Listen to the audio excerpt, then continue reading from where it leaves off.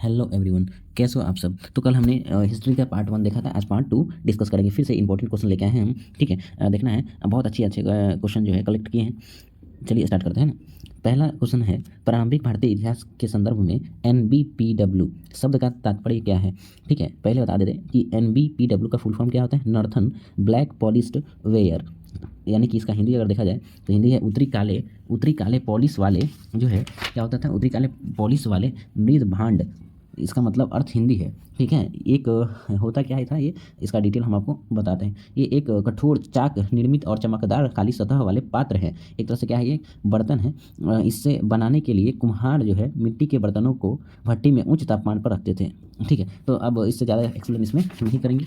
आपको बस याद रखना है कि प्रारंभिक भारतीय इतिहास के संदर्भ में NBPW जो कि पूछ सकता है, शब्द का तात्पर्य क्या होगा। इसका तात्पर्य है जैसे डेटिंग तकनीकी से या कुम्हाड़ी के प्रकार से, निपटान पैटर्न से, या नौपशानकालीन औजार बनाने का तरीका। तो अभी आपने को बताए हम डिटेल क्या होता है। कुम्हाड़ी के प्रकार है, ये एक तरह से क्या है, पोएट्री टाइप है। NBPW क्या है, एक तरह से पोएट्री टाइप है। ठीक है, तो इसका करेक्ट आंसर क्या हो जाएगा, ऑप्शन नंबर बी। ठीक, चलिए आगे देखते हैं। देखिएगा, ऐतिहासिक लेखों का संरक्षण विज्ञान की किस शाखा के अंतर्गत आता है। तो आपको बताना है, ऐतिहासिक लेखों का संरक्षण विज्ञान की किस शाखा के अंतर्गत आता है। प्रतिमा विज्ञान, मुद्रा शास्त्र विज्ञान, या म्यूजियोलॉजी या एपिग्राफी। तो आपको इसका करेक्ट आंसर बताना है और इसका करेक्ट आंसर हो जाएगा ऑप्शन नंबर सी, यानी कि म्यूजियोलॉजी।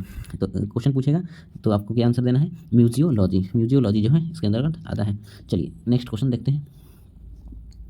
क्वेश्चन देखिएगा, पुरालेख शास्त्र किसका अध्ययन है। पुरालेख शास्त्र किसका अध्ययन है। ऑप्शन है सिक्के का अध्ययन, शिलालेख का अध्ययन, मंदिर का अध्ययन, या पक्षी का अध्ययन। तो इसका करेक्ट आंसर क्या हो जाएगा, ऑप्शन नंबर बी, यानी कि पुरालेख शास्त्र किसका अध्ययन है, तो शिलालेख का अध्ययन है। ठीक, चलिए ऑप्शन इंग्लिश हिंदी दोनों में लिखा हुआ है, आप जिसमें कंफर्टेबल हो आप उसको अपने तरीके से याद कर सकते हैं। आगे देखते हैं, सिंधु घाटी की सभ्यता के लोग किसकी पूजा करते थे। काफ़ी इंपॉर्टेंट क्वेश्चन है, सिंधु घाटी की सभ्यता के लोग किसकी पूजा करते थे।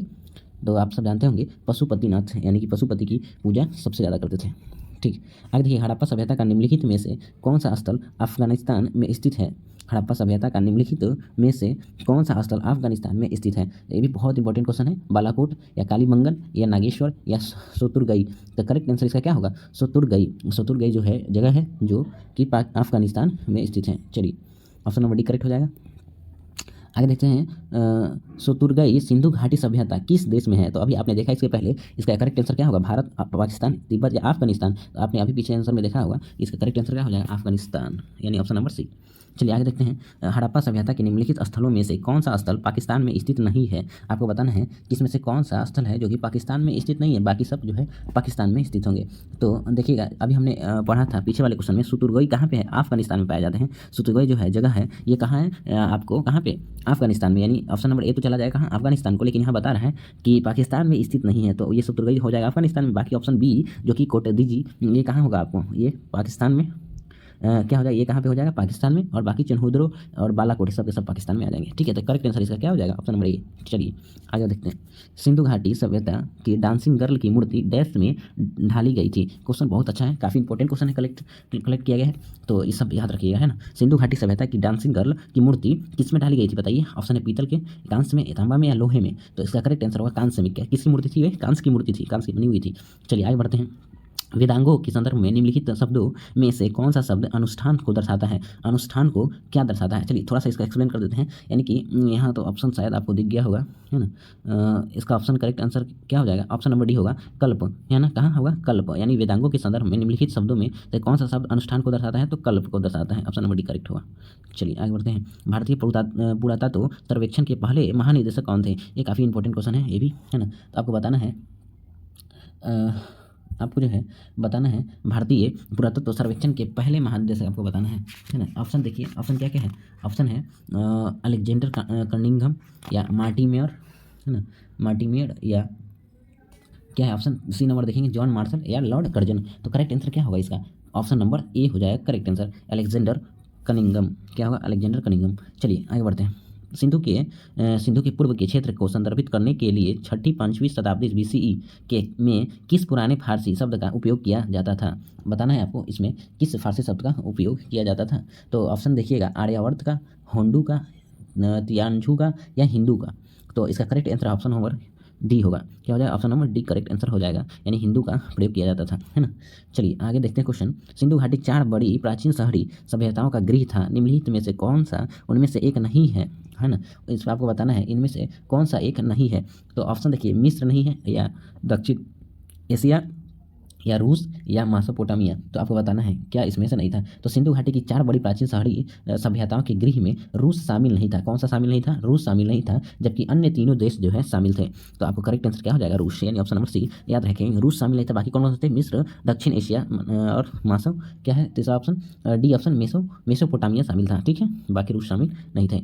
आगे देखते हैं, निम्नलिखित में से कौन सी धातु हड़प्पन सभ्यता में नहीं पाई गई थी। आपको बताना है इसमें से कौन सी ऐसी धातु है जो हड़प्पन सभ्यता में नहीं पाई गई थी। तो सोना पाई गई थी, ये सही है, और तांबा भी पाया गया था, चांदी भी पाया गया था, लेकिन लोहा नहीं पाया गया था, है ना। लोहा जैसी जो है धातु नहीं पाई गई थी, इसलिए करेक्ट आंसर क्या हो जाएगा? Option number D.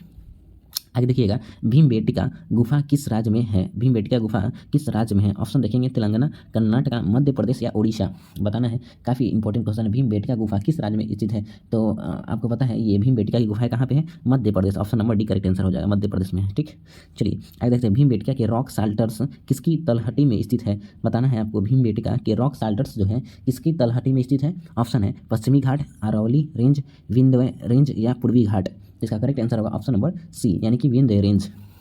कहाँ पे है ये? विंध्य रेंज, चलिए में स्थित है। चलिए आगे बढ़ते हैं, वेद, उपनिषद, पुराण और धर्मसूत्र किस भाषा में लिखे गए हैं? वेद, उपनिषद, पुराण और धर्मसूत्र किस भाषा में लिखे गए हैं? बताना है आपको कि ये किस भाषा में लिखे गए हैं। ऑप्शन देखिए, ऑप्शन है हिंदी, प्राकृत, पाली या संस्कृत। तो आपको पता है ये संस्कृत भाषा में लिखा गया है, काफ़ी इंपॉर्टेंट क्वेश्चन ये भी है, कई बार रिपीट हुआ है। चलिए याद रखिएगा, वेद, उपनिषद, पुराण, धर्मसूत्र, यानी चारों चीज़ आ गया है यहाँ पे एक साथ। हो सकता है क्वेश्चन एग्जाम में अलग अलग पूछ के आपसे कि वेद किस में लिखा गया है, उपनिषद किस में लिखा गया है, पुराण किस में लिखा गया है और धर्मसूत्र किस में लिखा गया है। तो आपको याद क्या रखना है, संस्कृत में ही सब लिखा गया है। चलिए आगे बढ़ेंगे, निम्नलिखित में से किसको वेदांत कहा जाता है? इसमें बताइए वेदांत किसको कहा जाता है? ऑप्शन है आपका वेदांत को, ब्राह्मण को, या उपनिषद को, या अरण्यक को। तो उपनिषद को है ही जो है वेदांत कहा जाता है, उपनिषद को ही क्या कहा जाता है? वेदांत। निम्नलिखित में किसको वेदांत कहा जाता है? तो उपनिषद को ही वेदांत कहा जाता है। ऑप्शन देख आगे क्वेश्चन देखेंगे, किन 3 वेदों को संयुक्त रूप से वेदत्रयी कहा गया है? बताइए किन इनमें से आपको बताना है किन 3 वेदों को वेदत्रयी कहा गया है। तो ऑप्शन आप देखेंगे, ऋग्वेद, यजुर्वेद, अथर्ववेद, या ऋग्वेद, सामवेद, अथर्ववेद, या ऋग्वेद, सामवेद, यजुर्वेद, या यजुर्वेद, सामवेद या अथर्ववेद। तो इसका करेक्ट आंसर होगा ऋग्वेद, जो कि स्टार्टिंग में है ऋग्वेद। ऑप्शन नंबर सी में देखेंगे, ऋग्वेद, सामवेद और यजुर्वेद। आपको सब पता है ऋग्वेद जो है काफ़ी पुराना, सबसे पुराना वेद जो है ऋग्वेद ही है। सामवेद संगीत के लिए जाना जाता है। यजुर्वेद जो है कि इसमें अर्थशास्त्र से रिलेटेड, यानी जड़ी बूटी से ज़्यादातर रिलेटेड जो है यजुर्वेद में बताया गया है, ठीक है। तो इसका इंपॉर्टेंस भी आप याद रखेंगे। जैसे सामवेद जो है संगीत के लिए फेमस है, ऋग्वेद जो है पुराना जो है कि सबसे पुराना वेद अगर पूछा जाता है तो ऋग्वेद होगा, ठीक है। तो ऑप्शन इसका क्या हो जाएगा? करेक्ट आंसर सी हो जाएगा, यानी इन तीनों के जो है मिक्सअप को क्या कहा जाता है? संयुक्त रूप से वेदत्रयी कहा जाता है, ऋग्वेद, सामवेद और यजुर्वेद को। चलिए आगे देखेंगे, ऋग्वेद को कितने मंडलों या पुस्तकों में विभाजित किया गया? बहुत इंपॉर्टेंट क्वेश्चन है, आप सबको पता होगा ये। इसके 10 मंडल होते हैं। कितने मंडल हैं? 10 मंडल है। अब ऋचाएँ भी पूछे जाएंगे, सब चीज़ पूछे जाएंगे, अभी आगे हम डिस्कस करेंगे। यहाँ जो हम कलेक्ट किए हैं ना, काफ़ी इंपॉर्टेंट क्वेश्चन है, और इसलिए हम सोचे हैं कि कम से कम इंजीनियर्स के लिए तो बढ़िया है कि इतना चीज़ें का नॉलेज हो जाए, एटलीस्ट वही इतना पर तो जाए, है ना। मेन नॉन टेक्निकल ही प्रॉब्लम आ रही है, तो इसलिए मैंने पार्ट बाई पार्ट करके वीडियो बनाने की कोशिश किया है। तो ऋग्वेद में कितने मंडल हो जाएंगे? 10 मंडल। चलिए आगे बढ़ते हैं। ऋग्वेद में 1000 से अधिक स्तुतियाँ शामिल की गई है, उन्हें क्या कहा जाता है? तो ये बताइए, बहुत अच्छा क्वेश्चन है ये भी। ऋग्वेद में 1000 से अधिक स्तुतियाँ जो है शामिल की गई है, उन्हें क्या कहा जाता है? मंडल कहा जाता है, सूक्त कहा जाता है, स्मृति कहा जाता है, या श्रुति कहा जाता है? तो इसका करेक्ट आंसर होगा ऑप्शन नंबर बी, सूक्त कहा जाता है। इसको क्या कहा जाता है? सूक्त कहा जाता है। Option number B correct answer होगा। कौन सा वेद धार्मिक अनुष्ठानों से संबंध रखता है? बहुत अच्छा क्वेश्चन है ना। अभी हम बता रहे थे कि जो है आपको बताए थे कौन कौन से धार्मिक अनुष्ठानों से संबंध रखता है, जैसे जादू टोना, ये सब से जो भी रिलेटेड है, ये सब के सब यजुर्वेद में आते हैं, है ना। संगीत के लिए अगर पूछेगा तो सामवेद हो जाएगा, सबसे पुराना वेद बोलता है तो अथर्ववेद हो जाएगा, सबसे पुराना वेद पूछे तो ऋग्वेद हो जाएगा, और है ना उसी प्रकार। तो इसका करेक्ट आंसर क्या हो जाएगा? यजुर्वेद हो जाएगा। कौन सा वेद धार्मिक अनुष्ठान से संबंधित रखता है? तो आपका ऑप्शन नंबर बी, यजुर्वेद जो है कि धार्मिक अनुष्ठानों से जो है धार्मिक अनुष्ठानों से संबंध रखता है। आगे देखेंगे, निम्नलिखित में से किस नदी को वैदिक काल में पुरुषनी के नाम से जाना जाता है? बहुत इंपॉर्टेंट क्वेश्चन है ये। पुरुषनी के नाम से किसे जाना जाता है? सतलज नदी को, चिनाब नदी को, ब्यास नदी या रावी नदी को? तो इसका correct answer option number D, Ravi नदी, है ना। ये सबको जानते हुए बहुत इंपॉर्टेंट क्वेश्चन है। पुरुषनी के नाम से किसे जाना जाता है? पुरुषनी के नाम से किसे जाना जाता है? रावी नदी को। निम्नलिखित विद्वानों में से कौन आर्यों के तिब्बत गृह सिद्धांत से जुड़ा है? तो बताना है तिब्बत गृह सिद्धांत से इसमें से कौन जुड़े हैं? ऑप्शन है आपको Macdonell, Max Muller, Dayanand Saraswati या बाल गंगाधर तिलक। ऑप्शन है आंसर करेक्ट होगा इसका ऑप्शन नंबर सी, यानी कि इसका करेक्ट आंसर होगा दयानंद सरस्वती जो है ये आर्यों के तिब्बत गृह सिद्धांत से जुड़े हैं। आर्यों के तिब्बत गृह सिद्धांत से कौन जुड़ा हुआ है? तो दयानंद सरस्वती जुड़े हुए हैं। ठीक है, चलिए आगे देखते हैं। चार जानों, देखिएगा ये भी काफ़ी इंपॉर्टेंट क्वेश्चन है जो कि कई बार रिपीट हुआ है ये भी एग्जामों में, तो हम बात कर लेते हैं ये क्या कहना चाह रहे हैं। देखिएगा, चार जाने माने वर्णों में से पहले स्थान पर कौन सा वर्ण आता है ना? चार जाने माने वर्णों में से पहले स्थान पर कौन सा वर्ण आता है? तो देखिए, ब्राह्मण वर्ण आता है, क्षत्रिय या शूद्र या वैश्य। तो आपको चार जाने माने वर्णों में से पहले स्थान पर कौन सा वर्ण आता है? तो ब्राह्मण जो है सबसे नंबर 1 पे रखा गया है। ब्राह्मण को जो है सबसे नंबर 1 में रखा गया है, यानी चार जाने माने वर्णों में से पहले स्थान पर जो है ब्राह्मण को रखा गया है। प्राचीन भारत में लोगों को कितने वर्णों में विभाजित किया गया था? तो प्राचीन भारत में लोगों को कितने वर्णों में विभाजित किया गया था? 2 वर्ण, 6 वर्ण, 5 वर्ण या 4 वर्ण? तो इसका करेक्ट आंसर होगा 4 वर्ण। कितने में? 4 वर्णों में जो है विभाजित किया गया था। याद कैसे रखेंगे? प्राचीन भारत में लोगों को कितने वर्णों में विभाजित किया गया था? तो लोगों को जो है 4 वर्णों में विभाजित किया गया था, विभक्त किया गया था। चलिए आगे बढ़ते हैं। देखिएगा, ये भी इंपॉर्टेंट क्वेश्चन है ना? कह रहा है क्वेश्चन 1800 से 1500 ईसा पूर्व में कि ऋग्वेद की 30 पांडुलिपियाँ को किस वर्ष यूनेस्को के विश्व स्मृति यानी कि रजिस्टर के में सम्मिलित किया गया था? बताना है आपको 1800 से 1500 ईसा पूर्व में जो है ऋग्वेद के 30 पांडुलिपियों को किस वर्ष यूनेस्को में शामिल किया गया था? तो आपको बताना है। ऑप्शन है 2008, 2005, 2009 और 2007। ऑप्शन करेक्ट होगा इसका ऑप्शन नंबर डी, यानी 2007 में इसको शामिल किया गया था। आपको इतना याद रखना है 30 पांडुलिपियों को जो है कि यूनेस्को में के वर्ल्ड हेरिटेज साइट में जो है 2007 में शामिल कर लिया गया था। राज्याभिषेक समारोह का विवरण निम्नलिखित में से किस में किया गया है? बहुत अच्छा क्वेश्चन है ये भी। राज्याभिषेक जो है समारोह का विवरण निम्नलिखित में से किस में किया गया है? तो केनोपनिषद, विष्णु पुराण, ऐतरेय ब्राह्मण या अथर्ववेद में? तो करेक्ट आंसर होगा ऐतरेय ब्राह्मण। क्या हो जाएगा करेक्ट आंसर इसका? ऐतरेय ब्राह्मण में किया गया था। राज्याभिषेक समारोह का विवरण जो है ऐतरेय ब्राह्मण में किया गया है। वैदिक ऋचाओं के मुख्य संग्रह को डैश कहा जाता है? वैदिक ऋचाओं के मुख्य संग्रह को क्या कहा जाता है? पद कहा जाता है, सूत्र कहा जाता है, संहिता कहा जाता है या मुख कहा जाता है? ऑप्शन करेक्ट आंसर क्या होगा? संहिता कहा जाता है। इसको क्या कहा जाता है? संहिता कहा जाता है। याद रखिएगा, option number D correct answer होगा। वैदिक ऋचाओं के मुख्य संग्रह को संहिता कहा जाता है। उपनिषद क्या है? बताना है कि उपनिषद क्या है? महाकाव्य है, कथा संग्रह है, हिंदू दर्शन का स्रोत है या कानून की पुस्तकें हैं?